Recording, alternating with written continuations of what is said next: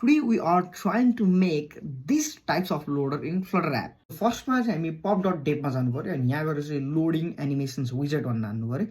यो चाहिँ फ्लटरको प्याकेजेसहरु इन्स्टल गर्ने वेबसाइट हो। यहाँ गएर तपाईले सिम्पल इन्स्टलिङमा जानु पर्यो। यहाँ गइसकेपछि यतिलाई कपी डिपेन्डेन्सीको यतिलाई कपी गरेर abstract.ml यहाँ गएर यहाँ 37 भन्दा तल राख्दै नि हुन्छ 48 भन्दा तल राख्दै नि हुन्छ। यो चाहिँ डेपमा हो, डेप डिपेन्डेन्सी हो। यो चाहिँ हाम्रो प्रोडक्सन लेभलमा राख्नु पर्यो भने सो यहाँ जता राख्दै नि हुन्छ। म यहाँ तलै राख्दिन्छु ल। यहाँ लगाएर राखेँ।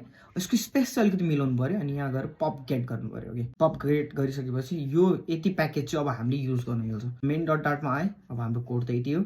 यहाँ आएर चाहिँ तपाईले सिम्पल यतिलाई कपी गर्नु पर्यो। इम्पोर्ट त गर्नु पर्यो। इम्पोर्ट गरेर मैले के गरेँ यहाँ ल्याएर पेस्ट गरेँ। अब रिडमीमा तपाईले धेरै कुराहरु देख्न सक्नुहुन्छ। यो कसरी हाल्ने, यसको डकुमेन्टेसनहरु के हो, कसरी युज गर्ने भन्ने देख्न सक्नुहुन्छ। सो सिम्पल म यतिलाई कपी गरिदिन्छु। सेन्टरदेखि यति कोडलाई कपी गर्दै यहाँको सेन्टरलाई पेस्ट गर्दै फिनिश।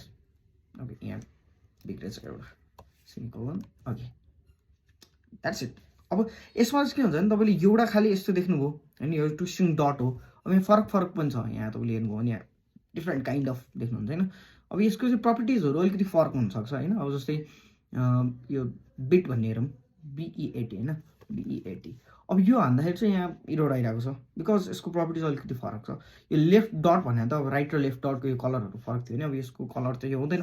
सो यसलाई यसरी कमेन्ट गरे यहाँ गएर तपाईले होभर गर्ने अनि यसको प्रपर्टिज आउँछ। अब कलर भन्ने रहेछ। So colours dot red simple. या भइहाल्यो। It's cool.